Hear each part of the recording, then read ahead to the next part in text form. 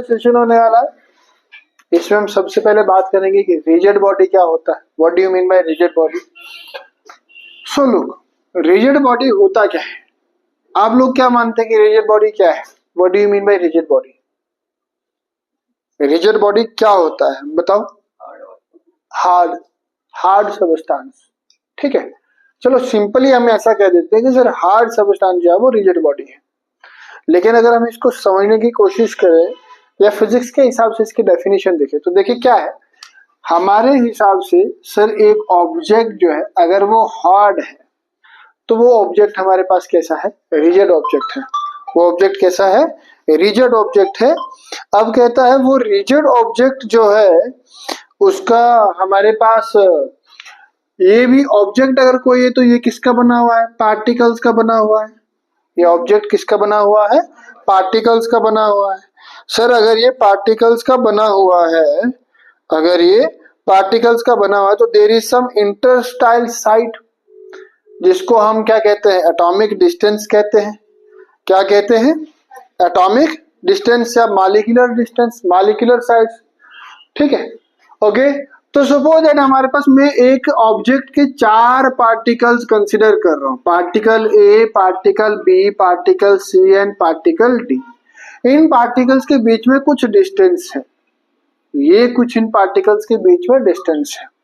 अगर ये particles under the action of force, अगर ये particles under the action of force अपने आप को डिस्प्लेस करते हैं तो क्या इस ऑब्जेक्ट का शेप चेंज होगा? अगर ये पार्टिकल्स, मान के चलो कि ए पार्टिकल अपना पोजीशन चेंज नहीं करता है, बी पार्टिकल नहीं करता है, डी पार्टिकल कर देता है, मैं इस पर ये फोर्स लगाता हूं, क्या डी पार्टिकल यहां से उठ के यहां पर आया तो इसके साथ साथ सारे पार्टिकल्स आ जाएंगे? मगर मैं ये कंसिडर कर रहा हूं कि इस ऑब्जेक्ट के अंदर कितने पार्टिकल्स है? सिर्फ और सिर्फ 4 पार्टिकल्स है। कितने पार्टिकल्स है? 4 पार्टिकल। अगर ये पार्टिकल डी पार्टिकल उठ के यहां चला जाए तो क्या इसका शेप चेंज हो जाएगा? ये इसका शेप तो डिफॉर्म हो जाएगा ना, कुछ इस प्रकार का हो जाएगा। ठीक है, लेकिन अगर मैं कहता हूं कि मैं इसके ऊपर फोर्स लगाता हूं बट ये अपनी पोजीशन को चेंज नहीं करता है, ये अपनी पोजीशन को चेंज नहीं करता है, इसके ऊपर फोर्स का कोई भी असर नहीं होता है। जो फोर्स मैं इसके ऊपर लगा रहा हूं तो वो फोर्स किस में अपीयर हो रही है? इसके मोशन में अपीयर हो रही है। ये मोशन क्रिएट कर रहा है इस ऑब्जेक्ट के अंदर। ये क्या कर रहा है? मोशन क्रिएट कर रहा है। लेकिन ये पार्टिकल्स के बीच का जो डिस्टेंस था वो डिस्टेंस डायगोनल जो है वो सेम रहा, वो डिस्टेंस जो है वो सेम रहा। तो ये है डेफिनेशन किसकी? रिजिड बॉडी की, कि भाई under the action of force अगर पार्टिकल अपनी जगह से डिस्प्लेस नहीं होता है व्हाइल हैविंग सम वेलोसिटी, मैं उस पर फोर्स लगा रहा हूं, वो वेलोसिटी अटेन कर रहा है लेकिन वो अपनी पोजीशन को चेंज नहीं कर रहा है, पार्टिकल के बीच का जो इंटरस्टाइल साइड जो है वो फिक्स रह रहा है, तो उस ऑब्जेक्ट को हम क्या कहेंगे? रिजिड बॉडी कहेंगे। ये है डेफिनेशन। लेकिन इतना ज्यादा रटने की क्या जरूरत है, हम सीधा कह दें कि सर हार्ड ऑब्जेक्ट जो है वही रिजिड बॉडी। हार्ड ऑब्जेक्ट भी कंप्रेस होते हैं तो रिजिड बॉडी कंप्रेस नहीं होती।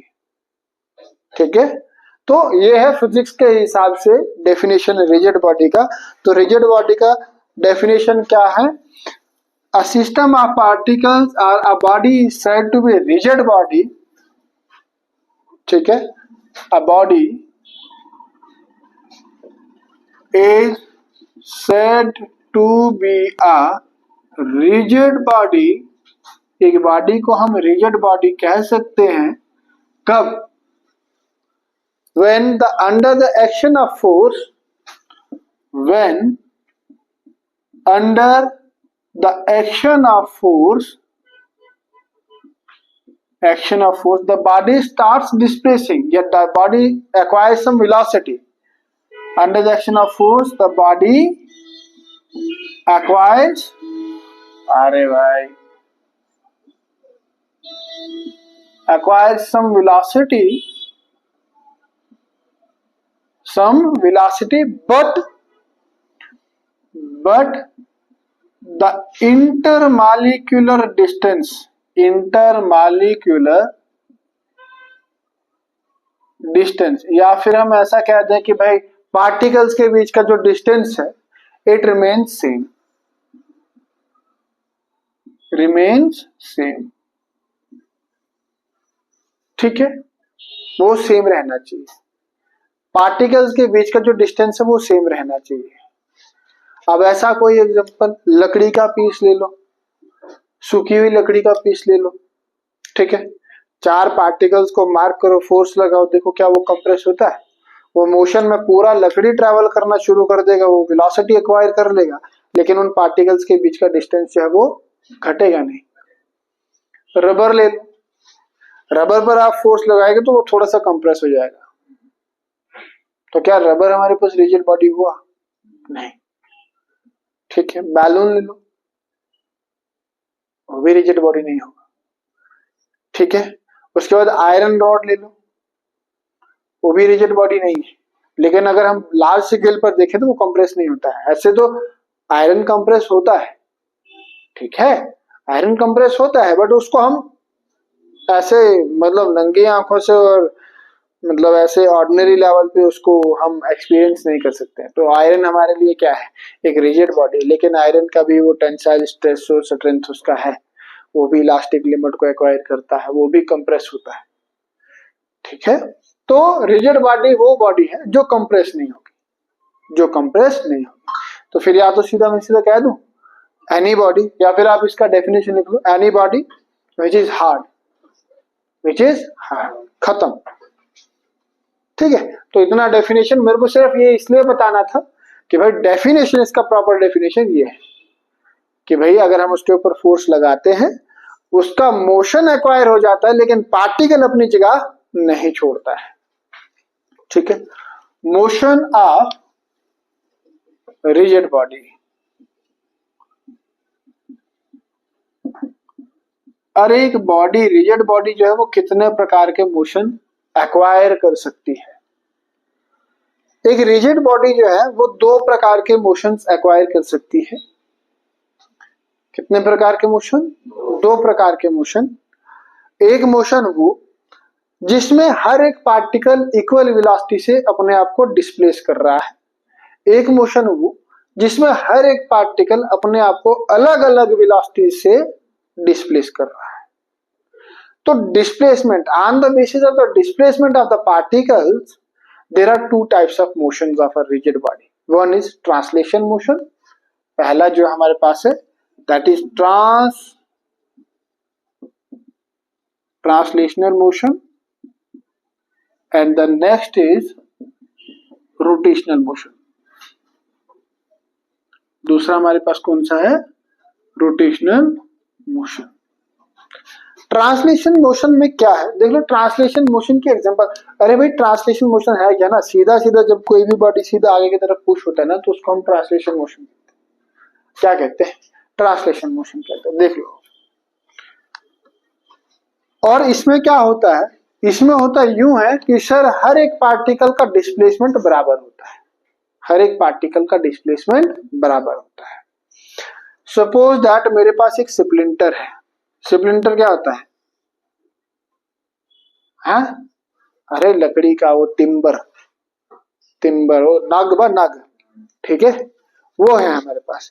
मैं उसके 4 पॉइंट कंसिडर कर रहा हूं। कितने पॉइंट कंसिडर कर रहा हूं? 4 पॉइंट कंसिडर कर रहा हूं, मतलब 4 पार्टिकल कंसिडर कर रहा हूं। मैं इसको पुश कर रहा हूं या पुल कर रहा हूं, किसी भी फॉर्म में फोर्स लगा रहा हूं। चलो वो तो आपको पता है कि pushing is much difficult as compare to pull, है ना, तो वो छोड़ दो, या तेल लेना, हमें सिर्फ इतना देखना है कि भाई इस पे फोर्स लग रहा है तो वेलोसिटी एक्वायर हो रहा है इसका, ठीक है। तो इसका वेलोसिटी इस तरफ आ रहा है। मैं कहता हूं पहला पार्टिकल, अगर ये वाला particle 1, particle 2, particle 3 and particle 4, first particle is travelling with 10 kilometre per our की रफ्तार से भाग रहा है, तो सेकंड पार्टिकल भी under the action of same force, क्या उसका वेलोसिटी भी सेम होगा? सेम होगा, यस, उसका वेलोसिटी भी सेम होगा, 10 किलोमीटर पर आवर। क्या थर्ड पार्टिकल का वेलोसिटी भी सेम होगा? स्प्लिटर खींच रहा है ना, तो जितने मोशन से अगले वाला पार्टिकल जा रहा है उतने मोशन से पिछले वाला भी जा रहा है। ये पेन है, ये पेन है, चलो इस पेन की बात करते हैं। ये पेन है, इस पेन को मैं आगे से खींचता हूं तो जितने मोशन से इसकी कैप जा रही है उतने मोशन से इसकी टेल भी तो जा रही है। ठीक है, तो इसका भी same velocity 10 kilometre per hour और इसका भी same velocity 10 kilometre per hour. हर एक पार्टिकल का वेलोसिटी बराबर है और along the same direction. So आप कह सकते हैं translation motion is nothing, it is a motion in a straight line, along a straight line. ठीक है, और हर एक पार्टिकल का वेलोसिटी बराबर होगा, हर एक पार्टिकल का वेलोसिटी बराबर। ध्यान से सुनिएगा, हो क्या रहा है यहाँ पर, अभी गड़बड़ हो जाएगा। अब रोटेशनल मोशन में मैं इसी स्प्लिंटर को लेता हूं, मैं इसी स्प्लिंटर को लेता हूं। एक पार्टिकल मेरे पास ये है, दूसरा, तीसरा, चौथा, पांचवा, छठा, सातवां, आठवां, नौवां, 10वां, 11वां, 12वां। मैं इसको यहाँ पे सेंटर से पकड़ के इसको घुमा रहा हूं इस दिशा में, ऐसे घुमा रहा हूं। अब मुझे बताइए 1 2 3 4 5 6 7 8 9 10 11 एंड 12 किस पार्टिकल का लीनियर वेलोसिटी सबसे ज्यादा होगा और किस पार्टिकल का वेलोसिटी सबसे कम होगा? समझ में आए तो बात करो, नहीं आए तो तब भी बात करो, मैं अभी बता दूंगा, इसको समझा दूंगा, अभी समझा देंगे। फैन हमारे पास पड़ा हुआ है, बताओ, बता सकते हो कि कौन से नंबर ऑफ पार्टिकल्स का किस नंबर का सबसे ज्यादा मोशन होगा और किस सबसे कौन सा पार्टिकल जो है उसका सबसे कम वेलोसिटी होगा? 1 का सबसे ज्यादा होगा और जो सेंटर की तरफ होगा ना, this is the axis of rotation. जो एक्सेस ऑफ रोटेशन क्या होता है? वो लाइन जिसके इर्द गिर्द मोशन हो रहा है, that is axis of rotation. इसके ऊपर शायद हमने एक शॉर्ट भी बनाया था, आपने देखा भी होगा कई बार कि जब टायर घूमता है ना, टायर का जो बीच वाला रॉड है जिससे हमने उसको बेरिंग, जिसके ऊपर बेरिंग लगा और बेरिंग के ऊपर टायर लगा हुआ रिम, वो जो रॉड है ना जो बिल्कुल आर पार पास हो रही है टायर के, उस टायर के रॉड के इर्द गिर्द ही हमारे पास क्या हो रहा है? टायर घूम रहा है। वो जो रॉड है उसी रॉड को हम कहते हैं एक्सेस ऑफ रोटेशन। क्या कहते हैं? Axis of rotation. और जब एक ही जगह पर कोई चीज घूम रही हो ऐसी, तो उस मोशन को हम कहते हैं रोटेशनल मोशन। क्या कहते हैं? रोटेशन, एक ही जगह पर घूमना। तो ये ऑब्जेक्ट जो है ये आगे नहीं चल रहा है ना पीछे जा रहा है, ये एक ही जगह पर है। कौन सी जगह पर है? एक ही जगह पर है, बट एक ही जगह पर ये घूम रहा है। तब भी पार्टिकल्स इसके क्या है? पार्टिकल्स क्या है इसके पार्टिकल जो है वो मोशन में है। लेकिन जो एक्सेस ऑफ रोटेशन से जितनी ज्यादा दूरी पर होगा उसका मोशन उतना ज्यादा होगा, और जो जितना ज्यादा करीब होगा किसके? एक्सेस ऑफ रोटेशन के, उसका मोशन उतना कम होगा। तो भैया यहाँ पर पार्टिकल 1 एंड पार्टिकल 2 सबसे ज्यादा मोमेंटम में होंगे, सबसे ज्यादा मोमेंटम इनका होगा, पार्टिकल 1 और particle 12। But the momentum at the centre, particles के सेंटर का मोमेंटम कम होगा। ये चीज आपने देखी भी होगी, पानी में, गिलास में पानी डाल के चम्मच से घोलते हो तो पानी साइडों से ऊपर उठता है, बीच में से नीचे बैठ जाता है, सारा का सारा पानी बाहर की तरफ आता है, क्योंकि बाहर के पार्टिकल्स की वेलोसिटी, उसकी वेलोसिटी ज्यादा है, वो ज्यादा, आप वो और तेज घुमा रहे हैं उसको, तो स्पेस मांग रहा है, तो स्पेस उसको बाहर जाने के लिए तो मिल नहीं रही, तो वो ऊपर ही उठ जाता है, छोड़ दो उसे, बाहर निकल जाएगा, सेंट्रीफ्यूगल फोर्स। ठीक है, एक्सेस ऑफ रोटेशन के इर्द गिर्द। ठीक है भैया, अच्छा, सो ये है हमारे पास रोटेशनल मोशन। या अगर आपको नहीं समझ आ रहा है तो फैन पर आप 3-4 चीजें मार्क कर लो, 3-4 पॉइंट मार्क कर लो, फैन के पंख पर 3-4 पॉइंट मार्क कर लो, ऐसे एक पॉइंट आगे, एक पॉइंट पीछे, एक पॉइंट पीछे, बिल्कुल पीछे कर लो, मार्क कर लिए, फिर इसको घुमाओ। अब देखो कौन सा पॉइंट जो विंग के सबसे ज्यादा दूर पे होगा वो पॉइंट का मोशन सबसे ज्यादा होगा, क्योंकि उसको उतना बड़ा रोटेशन लेके आना पड़ रहा है। Linear momentum, linear velocity, 2 pi r उसको कवर करना पड़ रहा है। आर बड़ा है तो 2 पाई आर भी बड़ा होगा, सर्कमफ्रेंस डिस्टेंस उसको जो ट्रैवल करना पड़ा, इसीलिए उसको ज्यादा तेजी से घूमना पड़ेगा। अब मैं अगर इस पार्टिकल की बात करूं, पार्टिकल 1 की बात करूं, वो इतनी ज्यादा दूरी पर है from the axis of rotation. अगर इसको घूम के आना है तो इस रेडियस को इसको कवर करना पड़ेगा, इतना रेडियस, इतना डिस्टेंस ट्रैवल करना पड़ेगा। अगर मैं बात करूं पार्टिकल नंबर 5 की, तो पार्टिकल नंबर 5 जो है वो बहुत नजदीक है किसके, एक्सिस ऑफ रोटेशन में, तो इसको कम सर्कल ट्रैवल करके आना पड़ेगा। तो डेफिनेट सी बात है, उसको सर्कमफ्रेंस जो है उसका लेंथ है उसको कम कम ट्रैवल करना पड़ेगा, तो उसका वेलोसिटी कम होगा। क्यों? क्योंकि एंगुलर वेलोसिटी दोनों की सेम है, ओमेगा, ओमेगा दोनों का सेम है ना। The velocity of earth that is एक ही जगह पर घूम रही है, 24 घंटे में एक रेवोल्यूशन वो कंप्लीट करती है, रोटेशन। लेकिन उसके बाहर का जो सैटेलाइट है, उसके बाहर का जो सैटेलाइट है, हम अर्थ के सरफेस पर बैठे हुए, देख लो भाई क्या है, ये हमारा अर्थ है और ये इसका एक्सिस ऑफ रोटेशन है, ऐसे घूम रहा है और हम मान के चलो कि कहीं यहाँ पर है। हमारा क्या होता है कि 24 घंटे में ऐसे ऐसे ऐसे ऐसे, ऐसे ये कवर करता है 24 घंटे में। हमारा रेडियस कितना है सर, वो है इतना स्मॉल है। लेकिन हमारे टीवी को जो सिग्नल प्रोवाइड कर रहा है, कौन प्रोवाइड कर रहा है, जो सैटेलाइट प्रोवाइड कर रहा है सिग्नल, भाई वो सैटेलाइट तो हमारी अर्थ से बाहर है ना। लेकिन इंडिया का सैटेलाइट इंडिया के साथ ही सिंक्रोनाइजिंग है, इंडिया का सैटेलाइट इंडिया को ही सिग्नल भेजता है, पाकिस्तान को तो भेजता नहीं, या अमेरिका तो भेजता नहीं है।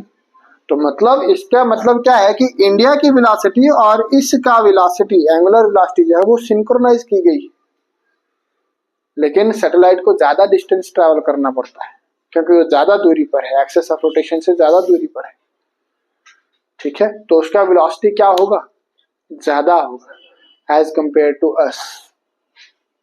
जो जितना ज्यादा करीब किसके, एक्सिस ऑफ रोटेशन के, उसका लीनियर वेलोसिटी उतना कम, जो जितना ज्यादा दूर उसका लीनियर वेलोसिटी उतना ज्यादा, ठीक है भैया।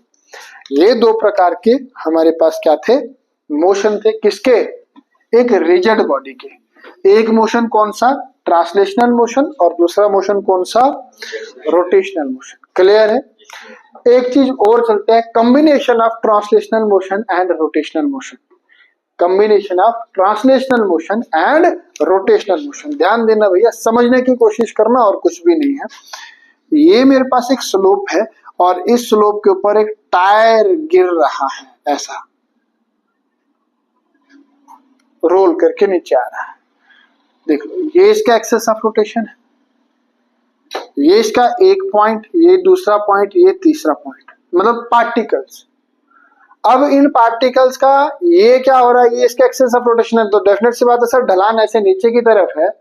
अगर ढलान नीचे की तरफ है तो उसको नीचे ही आना है, उसको क्या करना है, नीचे ही आना है। लेकिन नीचे कैसे आएगा, रोल करते करते हुए आएगा। कैसे आएगा, ऐसे रोल करते हुए, मतलब इन पार्टिकल्स का मोशन जो है वो कैसा है, रोटेशनल मोशन है।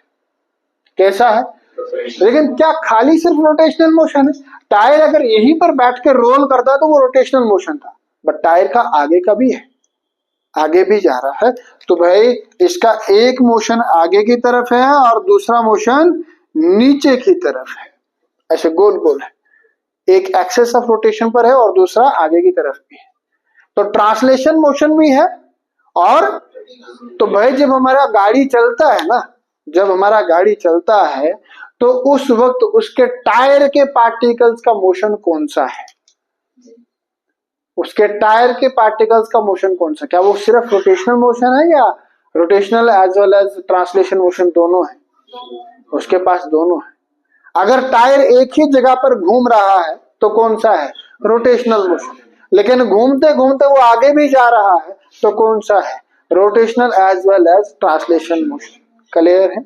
तो यहाँ पर आके हमारे पास ये थोड़ा सा रिजिड बॉडी के बारे में आई होप कि आपको थोड़ा फील आया होगा कि रिजिड बॉडी क्या है और इसके कितने प्रकार के मोशंस होते हैं। ठीक है भैया, चलो हम आगे बढ़ते हैं। सेंटर ऑफ मास क्या होता है सर, सेंटर ऑफ मास क्या होता है, और उसके बाद हम करेंगे थोड़ा सा सेंटर ऑफ मास करें क्या, तो क्वेश्चन थोड़ा लंबा हो जाएगा इसका, क्योंकि हमें centre of mass of two particles system का निकालना पड़ेगा यहाँ पे, या एन पार्टिकल्स।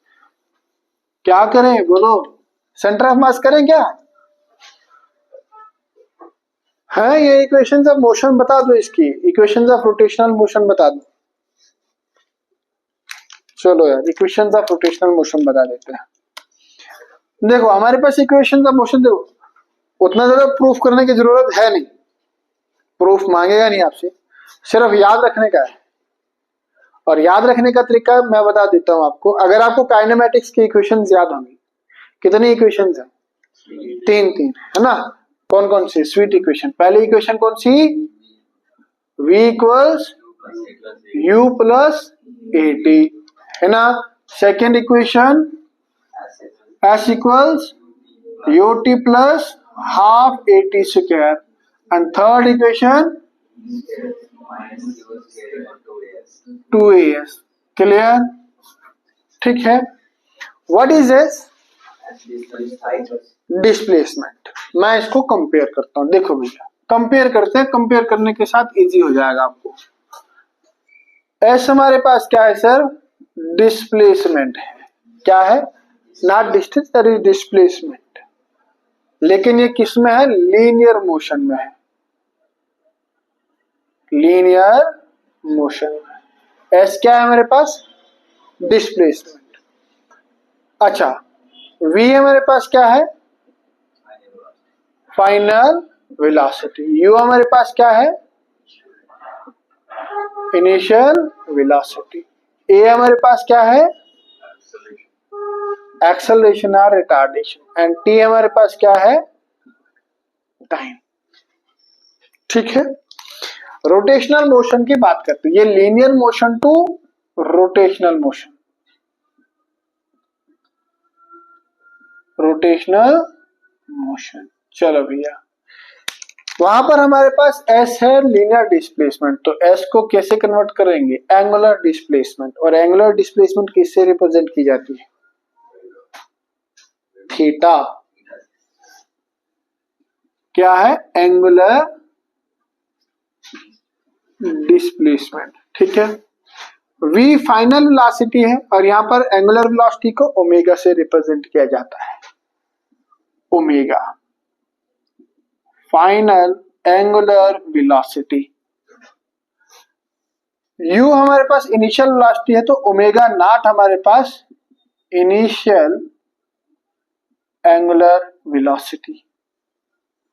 ए एक्सेलरेशन हमारे पास लीनियर मोशन में है, तो यहां पर हमारे पास होता है अल्फा एंगुलर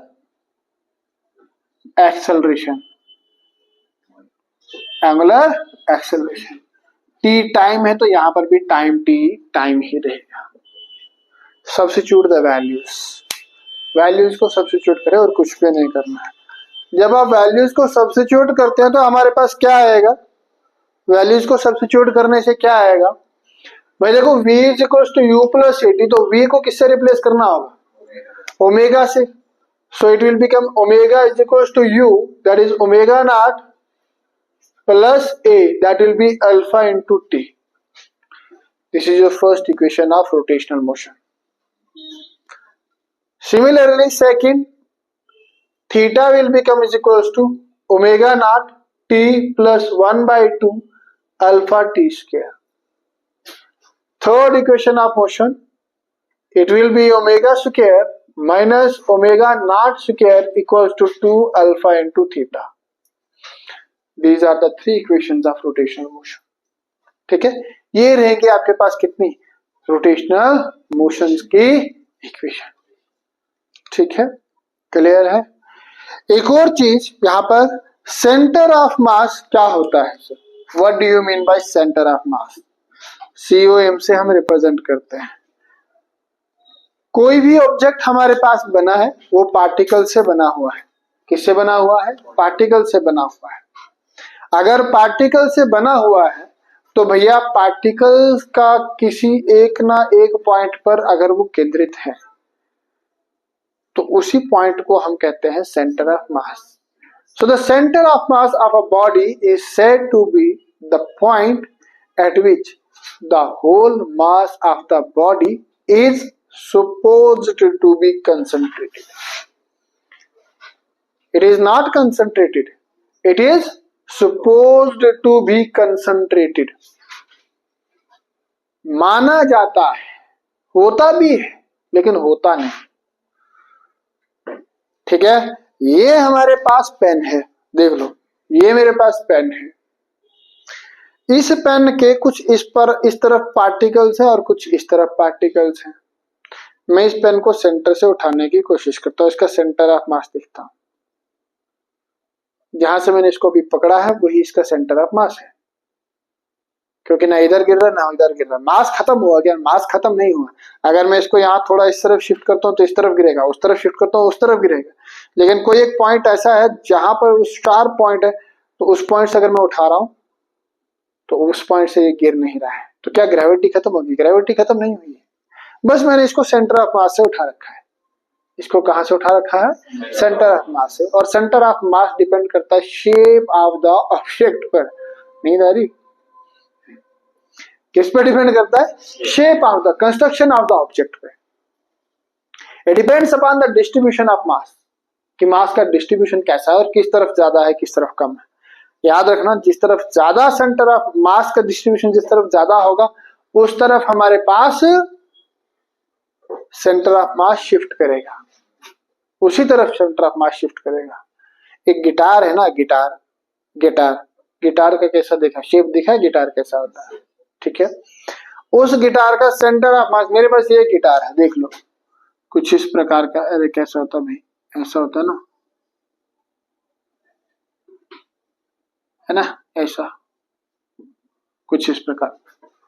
अगर इस गिटार का सेंटर ऑफ मास देखना हो तो किस तरफ ज्यादा होगा? क्या उसका सेंटर ऑफ मास, मान के चलो कि अगर मैं इसका लेंथ निकालता हूं, ये इसका मैंने लेंथ निकाला तो इसका लेंथ आ गया भाई, सेंटर आ गया यहाँ पे, तो क्या सेंटर ऑफ मास भी यहाँ पर होगा? मैं इस यहाँ से पकड़ूं तो इसका सेंटर ऑफ मास यहाँ पे होगा? नहीं, डेफिनेट सी बात है, सेंटर ऑफ मास कोई एक पॉइंट यहाँ पर होगा जहां पे हमारे पास सेंटर ऑफ मास इसका निकलेगा। ठीक है, सेंटर ऑफ मास की कोई एक उदाहरण के तौर पर आप बताओ मुझे, सेंटर ऑफ मास कौन सा है? कोई बचपन से आप कोई ऐसी एक्टिविटी करते आए हैं जहां पर आपने सेंटर ऑफ मास देखा हो? फुटबॉल को जब पे हाथ पे, हाँ, फुटबॉल को हाथ से रोटेट करते हैं। अरे फुटबॉल को हाथ पे क्या रोटेट करते हैं, हम बचपन में बहुत खेलते थे। कॉपी को फिंगर पे घुमाना, तो कॉपी को फिंगर पे कहां से घुमाता था भाई? कौन से पॉइंट से घुमाते थे? वो पॉइंट जो था वो सेंटर ऑफ मास से था। कहां से था? सेंटर। ठीक है, so that point is said to be the center of mass. ठीक है, so what do you mean by centre of mass? It is defined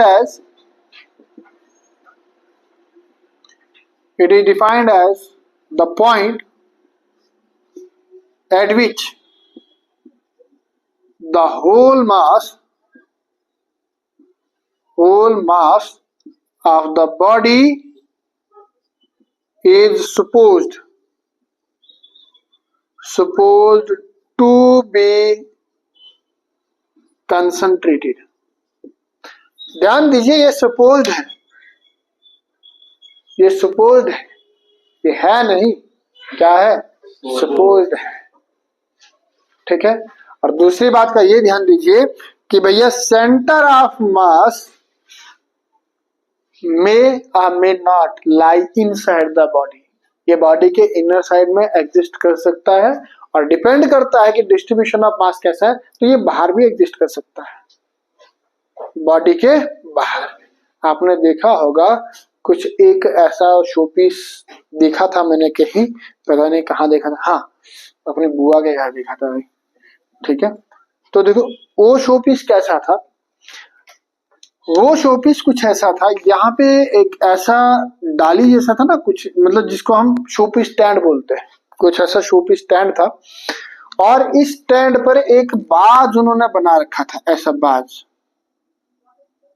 बाज की चोंच बिल्कुल ऐसे ऐसे,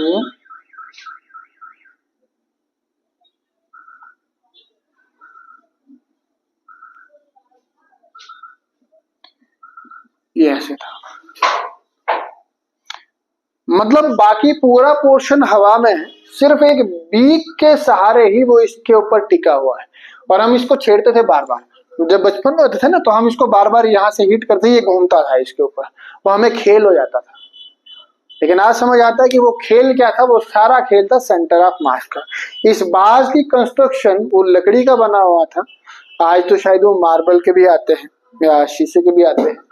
तो इसकी कंस्ट्रक्शन कुछ इस प्रकार से बनाई गई थी, इसका जो डिस्ट्रीब्यूशन ऑफ मास था वो सारा का सारा कहाँ पे इन्होंने बनाया था, इसकी बीक के ऊपर। तो अगर हम बीक से ही उठाएंगे तो पूरी की पूरी बॉडी लिफ्ट अप हो जाएगी और ये देखने में बहुत अच्छा लगता था, हिलता था। जब हम इसको यहाँ से प्रेस करते थे ये फिर से खड़ा हो जाता है, टन टन टन। ये बच्चे होते हैं ना बच्चे, अरे बच्चों का देखा आपने, वो आजकल वो बैलून टाइप आ रखे हैं ऐसे, वो कई बार तो क्या होता है कि पेंगुइन डाल देते हैं, पेंगुइन टाइप बैलून बनाते हैं, या कई बार डॉल्फिन टाइप बैलून बना देते हैं, और बच्चा उसको हिट करता है, वो गिरता है फिर से खड़ा हो जाता है, फिर से हिट करता है फिर गिरता है फिर से खड़ा हो जाता है। वो कैसे खड़ा हो जाता है? वो ये पेंगुइन का वो है बैलून, ये वो बैलून है ऐसा। अब इस बैलून के नीचे वाले, इसका शेप तो बहुत ज्यादा दिखाई दे रहा है, शेप तो बहुत ज्यादा दिखाई दे रहा है, लेकिन नीचे वाले हिस्से में इसको क्या है, रेत भरा हुआ है, हल्का सा रेत डाला हुआ है।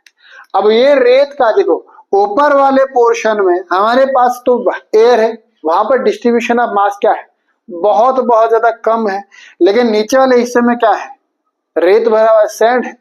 उस सैंड के वजह से सेंटर ऑफ मास वो नीचे वाले पोर्शन में ही शिफ्ट हो गया है इसका।